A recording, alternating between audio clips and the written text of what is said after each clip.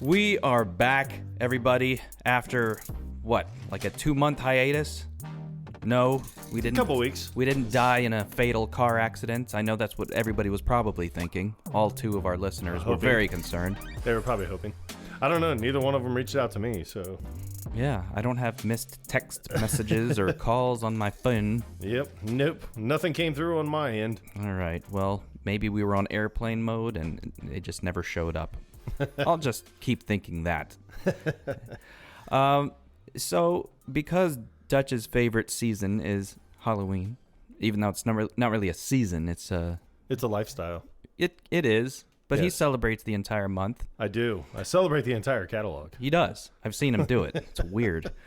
But what we wanted to do as a welcome back episode is recap, because his routine, his tradition is to watch a Halloween-themed, scary movie, horror, whatever genre you want to pick. But he'll watch one of those movies each day of October to celebrate. Yeah, and this year, I mean, I did kind of notice a theme because there were a bunch of movies that I had never actually seen yet. So I just sat there and thought, like, okay, I'll sit and watch these movies. Like, first time, there were a lot of first times for me. And some of them were horror related, some of them were thriller, but I did notice that an ongoing theme almost on all of them that I reviewed, they were suspenseful. Oh, yeah. As opposed to being like, whoa, like, hey, this was like this is just a horror movie. Like, it didn't really seem like that. It was just kind of like, oh, this was suspenseful. I thought you were going to say the common theme was they were all horrible. But anyway, we wanted to do an episode where we kind of recapped. Well, he will recap, I should say, the movies that he watched throughout the month of October. Not necessarily all of them, because we don't have that kind of time. Yeah, I mean, and I watched a lot more than 31. So, I mean, I'll give some honorable mentions here. There are some that I watch every year because, I mean, that's just what I do. Yeah.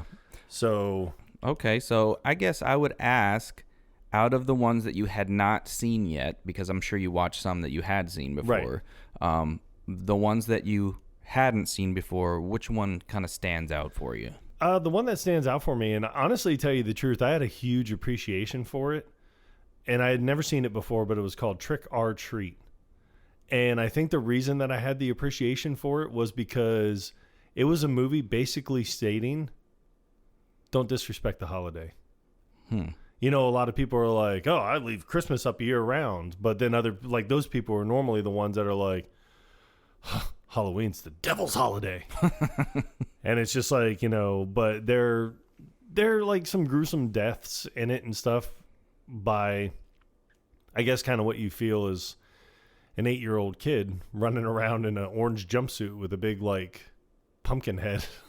Now, you said trick hour, like O-U-R? No, trick, then the letter R. Oh, Treat. Trick or Treat. Okay. Yeah, I found that one on Max. Okay. That was going to be my next question, where people could watch that one. Yeah, I found that one on Max. Like I said, it was the first time seeing it, but that is definitely one of those ones where it's like, if you're not handing out candy, something bad's probably going to happen to you. If you blow out the pumpkin before Halloween is technically over, something most likely is going to happen to you. So, I mean, but there were a lot of actors in it that from other movies. You just don't really know their names. I mean, the one, like Anna Paquin is in it from True Blood. Yes. Anna Paquin. Yeah, she's in it. Then the only other person that I know by name is Leslie Bibb is in it. That name sounds very familiar. Yeah, I'm trying to think. Like right now, the only thing I can really think of her from is Law Abiding Citizen with Jamie Foxx. She's done other things. I mean, a very notable actress, and everything I've ever seen her in, she's always done a great job. But that's one of the ones that kind of stands out to me.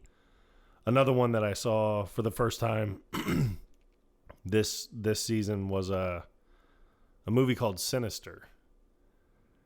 And that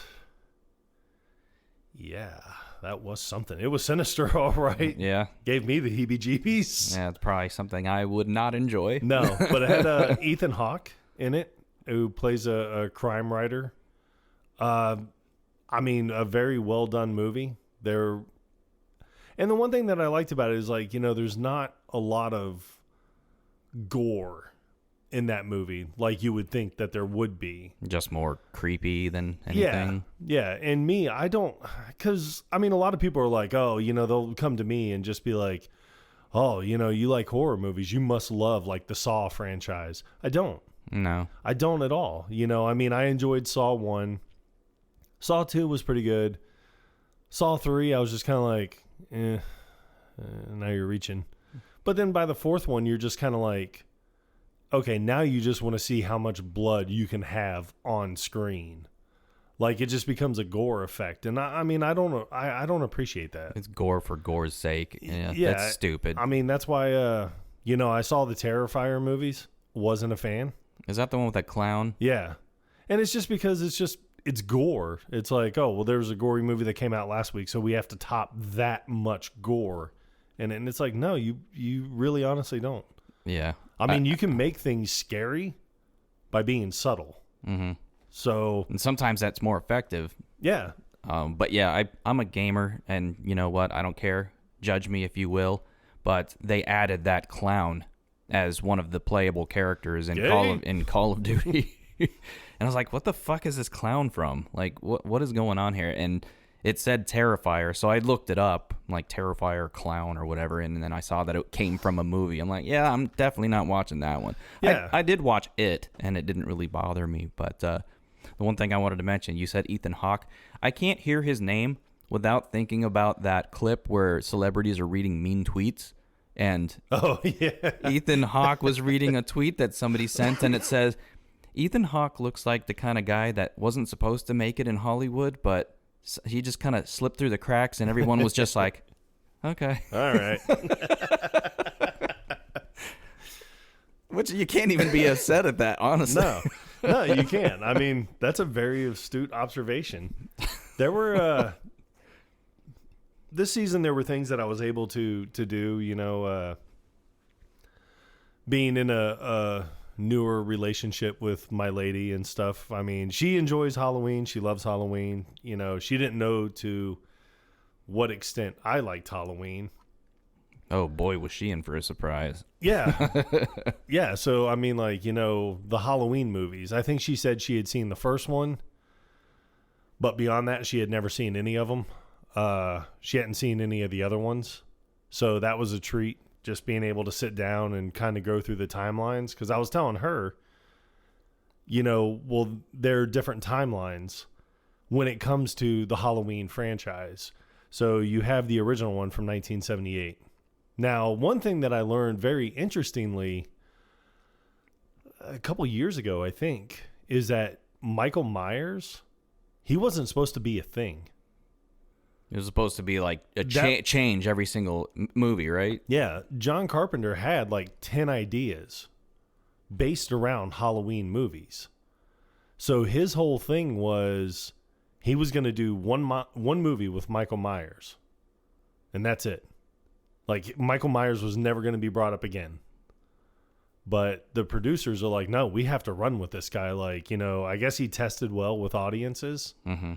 And they were like, no, we have to run with this. So what John Carpenter did was made a Halloween 2. But basically, the very first Halloween and Halloween 2 are the same night. So Laurie Strode, who's played by Jamie Lee Curtis, ends up going to the hospital, and Michael Myers gets away from police and everything that night and then goes to the hospital to try and kill her there. So the second movie It's picks up still while she's in the hospital? Yeah, like it picks up like right where the first one left off. I'll watch them eventually. But the so at the end of the second one, that's when John Carpenter's like, well, I'm going to kill the two main people, not Laurie Strode, but he was like, I'll kill the doctor and I'll kill Michael Myers at the end. The doctor was another main character. Yeah. And so he kills them both off, and then he was like, okay, so then he comes out with Halloween 3, which is based on Halloween masks that will eventually like melt your face if you watch a certain commercial or something. So there's no mention of Michael Myers anywhere in those movies. But that's kind of what John Carpenter wanted to do. And then eventually it was just like, no, we have to bring Michael Myers back. So then they did 4, 5, 6, Resurrection, H2O. Like, and I mean, they did all these branch offs, but I do have a picture somewhere. I might have posted it on my social media. I can't remember. But it shows the different timelines. So when they redid them in 2018, and it wasn't kind of like a redo, it was just like, we're picking up where we left off 40 years ago. Mm-hmm. So if you watch Halloween 1, then you can go and watch Halloween from 2018, Halloween Kills, and Halloween Ends. That's one timeline. Then there's another timeline where it's like Halloween, Halloween 2, then Halloween 4, 5, Resurrection. And then there's another one where it's like, it branches off to where it's like Halloween, then Halloween H2O 20 years later, and branches off in that direction. So you can follow these different timelines. So I thought that was interesting. So it's like the Michael Myers multiverse kind of thing. Yeah, pretty much. Another one that I can give an honorable shout out to. I hadn't seen it in a number of years, and I forgot how good it was Skeleton Key with Kate Hudson. And that one there is not really like a horror movie. It's just more suspenseful. But, ooh, God, and bless it all. She is so hot in this movie. Smoking hot. What's the premise of that one? That one is she plays a nurse that is... Shocking, right? But she's basically going to a plantation to help out an elderly couple. The husband, I guess, suffered a stroke or a heart attack or something, and now he's nonverbal. So I guess it would have been a stroke more than anything. But he's nonverbal, and she goes there just to be his nurse. And there's one key that opens up every door in the house. So that's why they call it Skeleton Key. But there's, a lot of voodoo kind of going on in it and stuff because it takes place down in Louisiana. Okay. So but I mean, I don't want to give too much away about the movie, but like I said, a lot of voodoo that happens in the movie. You do have the older actors are played by, both of them have passed away. Gina Rollins, may she rest, and John Hurt, may he rest. And John Hurt, I can't really think of anything Gina Rollins had done or that she's done. I mean, when you see her, you'll recognize her and be like, oh yeah, no, I know her. But John Hurt, I mean, I think a lot of people kind of more notably, especially younger people, know him from the Harry Potter movies because he was in the very first one, he was the guy at the wand store. Oh, okay. I was confusing him with, wasn't there John Hurd? William Hurt. I think it might be who you're thinking of. What's the guy, the dad from Home Alone? What's his name? Oh yeah, John Hurd. Yeah, that's what I was thinking of. Yeah. Some of the other ones, I mean, like, I try to make it a point to watch Secret Window every year. It's got Johnny Depp in it. I love that movie. I absolutely love that movie. But in my eyes, I mean, Johnny Depp, he can do no wrong. I mean, I love everything. I celebrate the man's entire catalog. Yeah. Again. Well, technically he could do wrong. He was with Amber Heard. I mean, but he didn't know. Too soon. I try to watch The Frighteners every year. That's got Michael J. Fox. And the reason I try to watch that one every year is because that, to me, it's got ghosts in it and everything, but it's not like scary. So I try to, when I watch that one, I try to sit down with my kids and watch that. Well, not my older one because he's 17 now and he's just basically looking at like, he doesn't realize that he has parents until he absolutely needs something. Money. Like or money something. Or food. Yeah. Or furniture built like I'm doing tomorrow. When did Frighteners come out? Frighteners is like 96. Oh, wow. I believe. And in it, you can kind of see like some of the Parkinson's like coming through. Oh, really? Yeah, and I mean, you feel bad because you're like, eventually what happens with Michael J. Fox, and you're like, shit. So, because I'm trying to think. He did Spin City in the late '90s too, yes. right? I think he might have actually been. Season 1 of Spin City might have already come out, maybe 1 or 2 by the time Frighteners came out. There are other movies that I watched for the first time. One that I actually thoroughly enjoyed, and I just saw it here on my my Insta, is Trap with Josh Hartnett, and it's brand new. I think it just came out this year, and it's M. Night Shyamalan. Shyamalan. Sure, him too. Shyamalan. But they did this movie together, and I didn't know Josh Hartnett was still around. Yeah. Oh, and honestly, tell you the truth, in Trap does a phenomenal job. It's not a scary movie at all. Good for him. Yeah, it's not a scary movie at all. Basically, what it is, and you don't even really see him do anything bad throughout the entire movie. They just keep talking about this serial killer called the Butcher. Well, you find out that Josh Hartnett, he's going to a concert, and the girl that is playing the concert is actually M. Night's daughter in real life. So amazingly hot. Shocker. She's oh goodness. But anyway, that's neither here nor there. But he's going to her concert with his daughter, and he's like, "Oh yeah, this will be great." Well, he's starting to like look around and see a very heavy police presence. He's looking around in the stadium and he's seeing guys getting pulled away by police and everything. So then he just the only thing that I kind of disagreed with was there's a scene where he goes to a vendor to buy a t-shirt for the concert for his daughter. And, the daughter's like, I wear a medium or large or small or something. I can't remember what size it was. And he was like, oh, well, this is my last one. And then another girl's like, I've been standing here forever. And honestly, like the girl just walked up to the table and she was like, I've been waiting forever. And that's my size shirt. And then Josh Hartnett's just like, honey, she really seems like she needs a shirt. So why don't we just let her have it?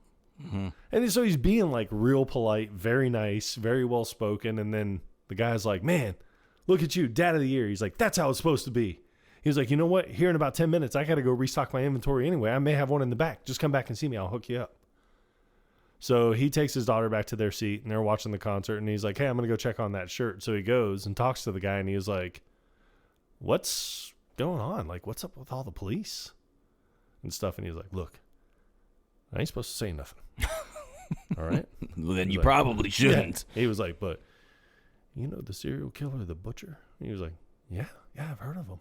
He's like, yeah, he's here. He's like, this is a trap. He's like, this concert ain't even real. He was like, they heard he was coming here. So they put on the concert, so they have him somewhere in this building. He's like, it's crazy, right? So what's his MO supposed to be? Like, people at this concert or the artist? No, basically you find out that he's killed, I think like 7 people, but he dismembers their bodies. That's why they call him the Butcher. And he has a guy in captivity and he keeps like checking in on his phone. But now it becomes him trying to find a way to get out of this building because he's like, shit, they're looking for me. Like this trap is for me. Mm-hmm. So he's sitting there just kind of like looking around. Anything that he can do, he's like, we got to try and get out of here. Like, I have to try and get out of here. So he keeps trying to tell his daughter, he's like, well, wouldn't it be great if we just, left right now? And she was like, what? No, concert's not even close to being over. She's done like 2 songs. Mm-hmm. So it's funny because you can hear the panic in his voice. So I thought he just, like, his acting ability in the movie was done really well. Okay. And, when you started talking about it, that whole scene with the T-shirt or whatever. Yeah. I remember seeing a trailer for that, and I was it kind of piqued my interest. Yeah. And like I said, the movie's not scary at all. There are some actually really funny scenes in the movie. Like, there were scenes that I laughed because it was it's just funny. Another one that I watched, this one gets an honorable mention because it was the most god-awful movie I've ever watched in my entire life.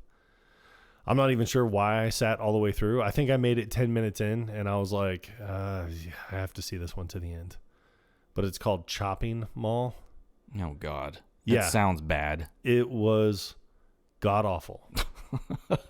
So basically, and I think this is like it's the late 80s, maybe like between 86 and 89, somewhere in there. And someone had this genius idea of, you know what we should do?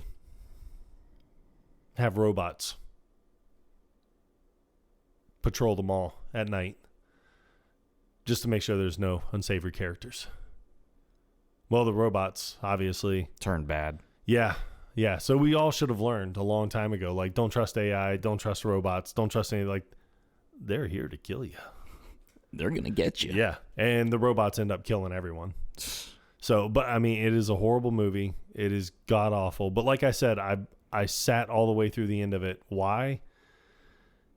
I mean, I just really had nothing better to do anyway. So it's like, why not watch Chopping Mall? Well, it was god awful. you can say you committed. Yes. Another one that I watched for the first time this year, I have seen bits and pieces of it in the past, was The People Under the Stairs. And if you have a chance to watch that movie, just watch it in bits and pieces. If you watch it from beginning to end, it's terrible. And I feel bad about saying that because Wes Craven did it. So, but I'm just sitting here thinking to myself, I'm like, why the hell am I watching this? Like, this is god awful. I don't know why when you said People Under the Stairs, for some reason my mind went to, what was that movie that Fred Savage did forever ago? That blue monster Little dude? Monsters? Yeah. That's probably one we could do. Blast from the Past. Although I don't remember anything about it. Oh, I don't either. I just remember that Under the Beds. They came out under the beds and the monsters could not come out in sunlight. It's like Monsters, Inc. Yeah. The prequel. Any other ones that you watched that were bad? Oh yeah, a slew. Yeah. I was actually just looking at my feed on Instagram. There was another one called The Bloodline Killer. That was absolutely terrible. I kind of see what they wanted to do with the movie. Like, they wanted it to be like a Michael Myers knockoff, like a guy that just can't be killed. It was awful. It was actually, no, it wasn't even just awful. It was god awful. But that was another one that I sat all the way through, and I'm like, this is just terrible. So why do they call it the Bloodline Killer? Was he killing everybody's, like, family members or whatever? Yeah, because it was like he was killing people in his family. Oh. So it's like a distant cousin twice removed or something like that. It was bad. There was another one called Dark Harvest. I'm going to try and sum this up. Give us the Cliff Notes version. Yeah. So basically, every year, seniors in high school, and I think it takes place in the 50s. I don't know when the movie came out, but I believe it takes place in the 50s. And every year, I think they say Skeleton Jack, I think is what they call him, Skeleton Jack, comes to life on Halloween Eve. And now this is a scarecrow that all of a sudden just shows up in a cornfield a couple days before Halloween. Comes to life on the eve of Halloween, but the kids, like at the local high school, like all the 16, 17-year-olds, they are what they say become of age to go out and hunt Skeleton Jack. They have to get to Skeleton Jack before Skeleton Jack reaches the church, or they have like a horrible harvest.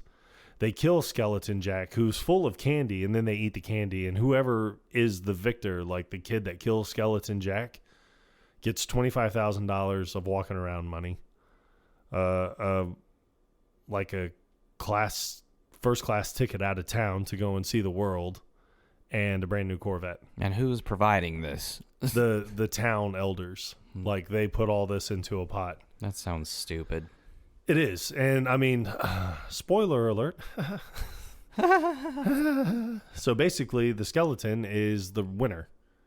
So basically, like, say you and I are 16 years old. We go out and we hunt Skeleton Jack. Say I'm the winner.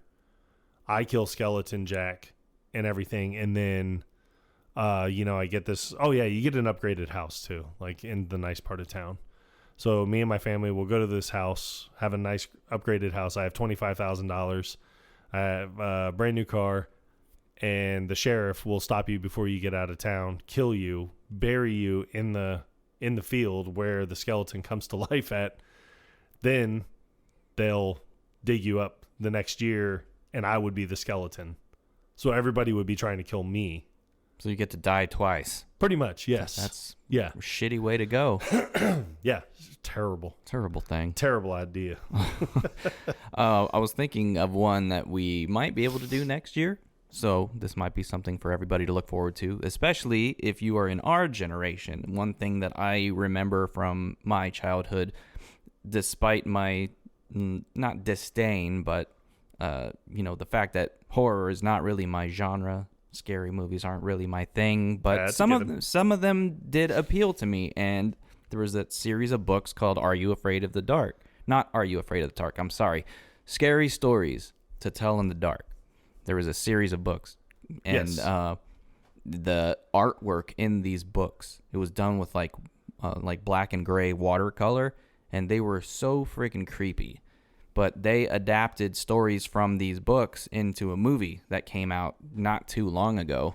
I want to say maybe a few years back, and it's not really designed to be like adult scary kind of movie. I think they kind of toned it down so a younger generation could enjoy it, but it's still kind of nostalgic for me because they brought characters from these stories to life, and so I think that might be a good one for us to do next year.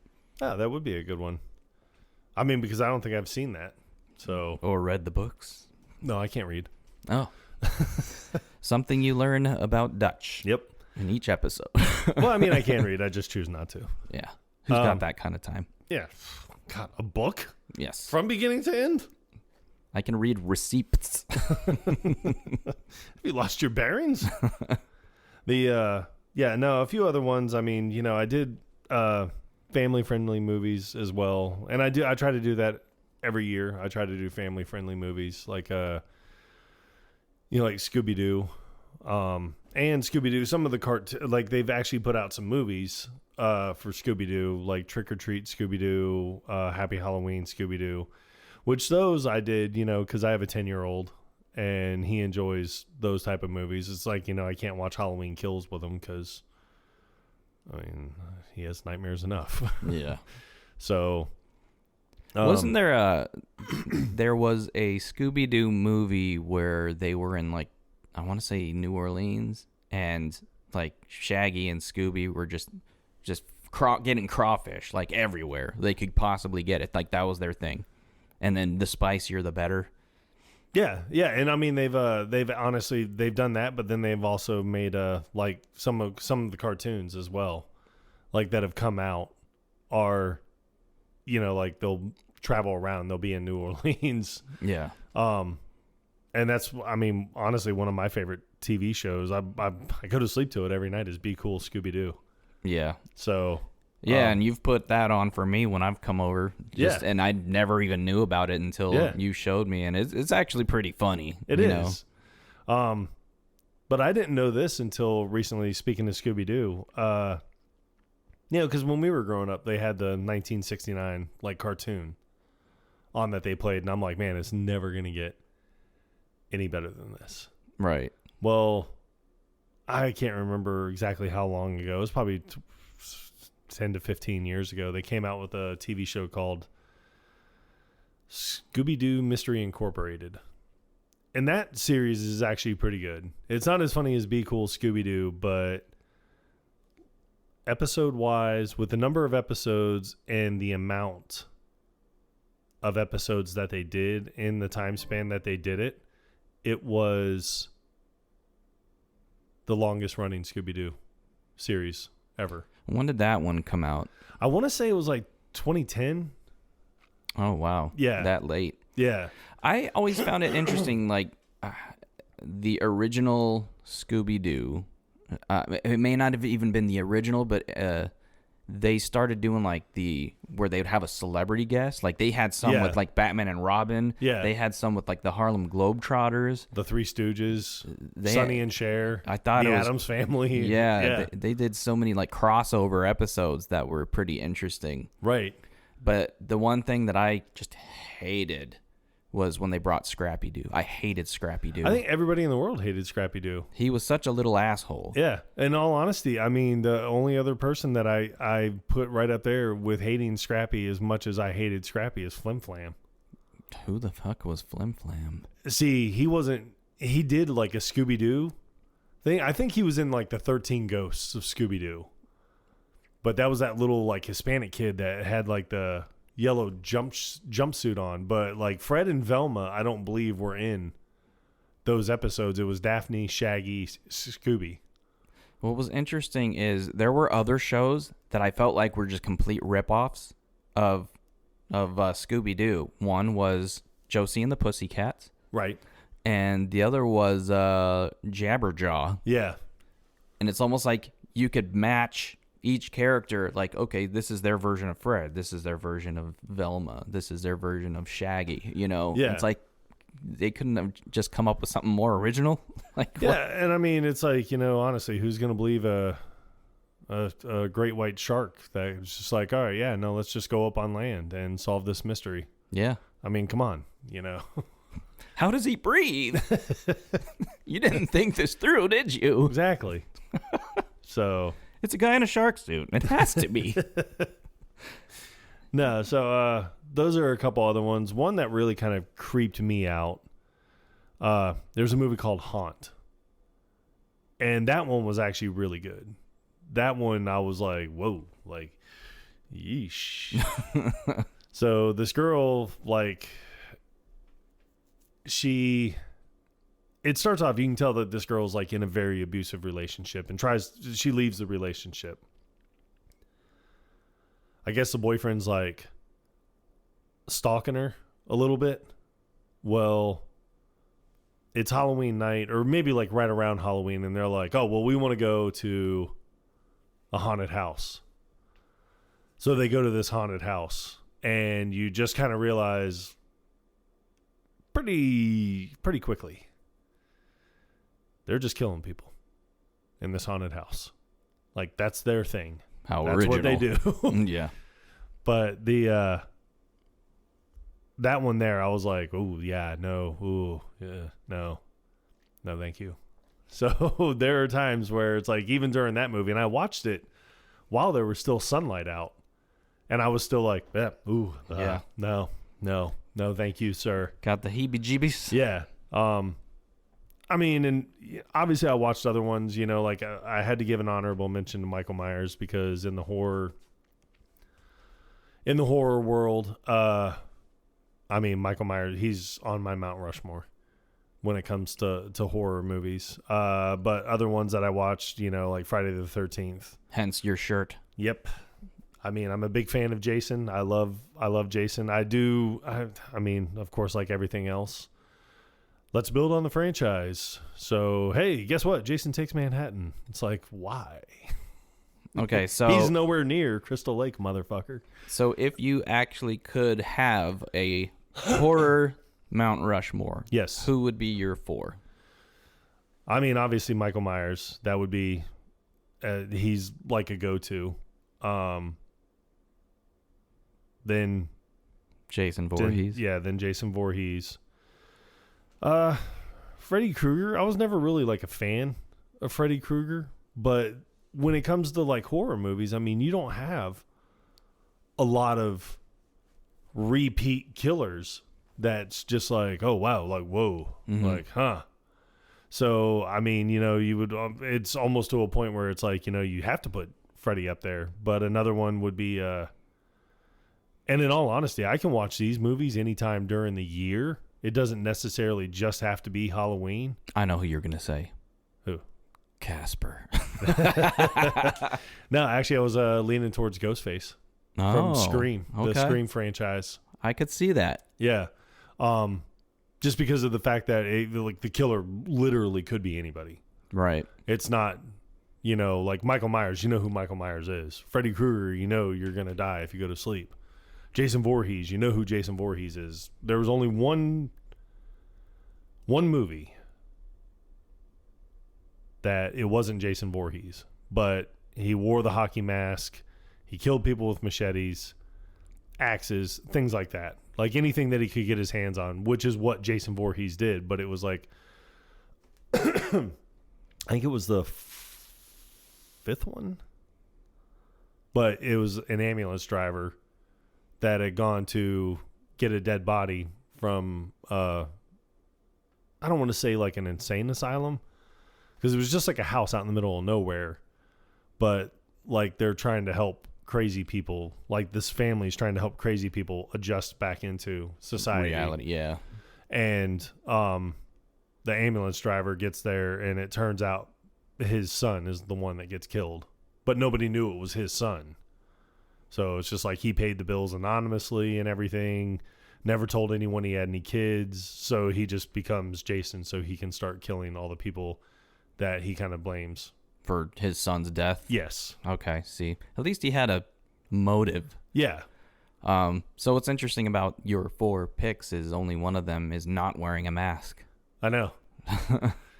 But like I said, when it comes to like horror movies, like director wise, I mean, God, you could put, M. Night up there, because he's made some of the best movies that I've ever seen. Like, I don't give a shit what people say. Yeah, and he does a great job adding some kind of a twist to it. Yeah. Or he adds elements to his movies where it's like, if you're not paying attention, you're gonna miss it. Yeah. And it's kind of hints leading up to the truth.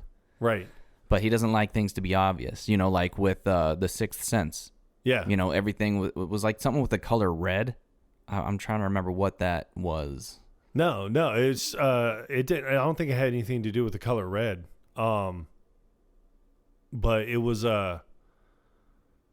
his whole thing was, and I mean, I love the joke by Nate Bargatze because he was talking about The Sixth Sense. Mm-hmm. He's like, "Look, I'm not trying to do a Sixth Sense joke," and he was like, and he goes, "I'm going to spoil it for you here." And he was like, "But you can't just be like leaving here and be like, oh man, I was going to rent The Sixth Sense tonight." Like, I haven't seen. He's like, it's been 20 years. Like, come on. You kind of asked for this. Yeah, it was like, man, we were going to stop at Blockbuster on our way home and rent it. But he's dead in the entire movie. Like, throughout the entire movie, Bruce Willis's character is dead. And you never know.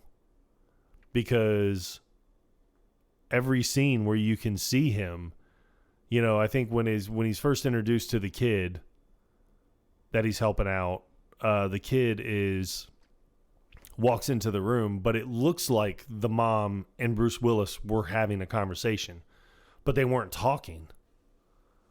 So the mom gets up and excuses herself, but she doesn't even know that Bruce Willis's character's there because he's a ghost and only the kid can see the ghosts. But it goes through this whole movie, but Nate Bargatze's talking about it, and he's just like, yeah, you just figured that the wife just wasn't talking to the husband for an entire year. He was like, because that's married life right there. And I'm like, that is married life. That's exactly how it goes. Like, that was more believable to the audience that they just weren't talking for an entire year as opposed to him being dead. And then people were just like, what? Like, when did he die? And be like, oh, at the very beginning of the movie when he gets shot? Yeah. Then. Like Mark Wahlberg's brother or something. Yeah. So it's like, but people are just like, man, I didn't even see that coming. You're like, what? Wasn't it Donnie Wahlberg? Yeah, it was Donnie Wahlberg that played that part. And he lost a shit ton of weight just for that small scene there. Yeah, he was only in the movie for like 45 seconds, I think. That's commitment, yeah. Man. And then, but another movie that M. Night did, I loved the movie The Village. That was phenomenal. There's another movie. Pretty sure I've seen that one. That's the one where all the people were wearing the masks, right? And then coming to the village to keep them enclosed in that. Yeah. But they're actually, you get the impression that they're in like a century ago or older. But yeah, I mean, you think you're led to believe that it's like the 1600s or something. Yeah, but it's actually modern day. Yeah. He did another one called Devil that takes place in an elevator. That one, one creeped me out. But I mean, phenomenal movie. So, I mean, I give high praise to him as a director. There are some of his movies I haven't seen. Like, I haven't seen Old, but I want to see it. I guess people go to like a vacation island or something. I know the one you're talking about. Yeah, and they just age like progressively fast. Now, I know his thing is typically to have a cameo of himself in the movies that he directs. Did he do that in the Trap? Yes. He did. Okay. Yeah. He plays a I don't want to say like a handler or something, but Josh Hartnett goes up to him and he was like, "Oh, you seem like you." He was like, "Do you work for her?" And he was like, "Actually, I'm her uncle." So, but he does have, and he's got more of a speaking role in Trap than I've ever seen him like really have at all in any of his other movies. So, but yeah, no, he does have a cameo in Trap. I'm trying to think. Did he? He didn't do the Happening, did he? I don't think that was him. I can't remember. It might have been. I don't remember now. That's another good one. I like that one. Yeah, I like that one too. It's just got a lot of bad reviews though, and I was like, you people are on crack. You don't know what you're talking about. Leave it to the professionals that have a podcast on movies. Go back to your shanties. No, that's pretty much all I have for this episode. I mean, like I said, Halloween's my favorite time of year.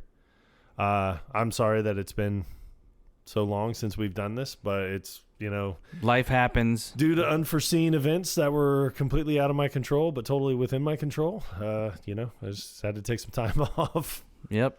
So hopefully you don't hate us too bad for waiting this long to put another episode out. I honestly don't know how long it's been. I know it's been over 2 months at least. But I think our last episode came out because I was talking to a friend of mine that I just started working with, and he was asking me, he was like, "Man, you got a podcast?" I said, yeah. And he was like, "How many listeners do you have?" And I was like, "I don't know. I don't have it those. Changes." I was like, "I don't have those numbers in front of me." Right in front of me, yeah. Yeah. And then he was like, "Was there any way you can look it up?" And I was like, No, I can't. I can't at all. I was like, I know at one point we had over 1,000 listens, so I was thankful for that. It's like the stats on the number of cats and dogs from Scrooge. But then, so he was asking about it, but I think he looked it up and he was like, "Oh, it looks like the guy's been doing the podcast without you." And I was like, "I don't know. He might have been." No. And then he was like, "Yeah," he goes, "Your last one came out in, I think it was like August 19th or something like that." He's like, "Yeah, it came out on August 19th." And I was like, "Well, it's September." So, and he was like, "Oh yeah, I guess maybe he's not doing it." No. And I was like, "Hey, he's probably not. I don't know. I haven't heard anything." And that date sounds familiar. I feel like that's when that trivia episode came out. I believe so. But it's funny because he was just like, "Yeah, he might have been doing it without you." And I was like, I don't know, maybe. And then I'm like, "Why? What have you heard?" Yeah. There is talks of. But anyway, hopefully we can get back into our routine and get an episode out every week moving forward. God willing. Yeah. I mean, hopefully. You never know. Yeah. But thanks for your patience. Thanks for your continued support. Hopefully you will continue to support us despite this gap. But definitely happy to be back and recording again, and we'll definitely have another one next week. Yeah, sounds good. All right. Well, without further ado, Quotable Podcast out.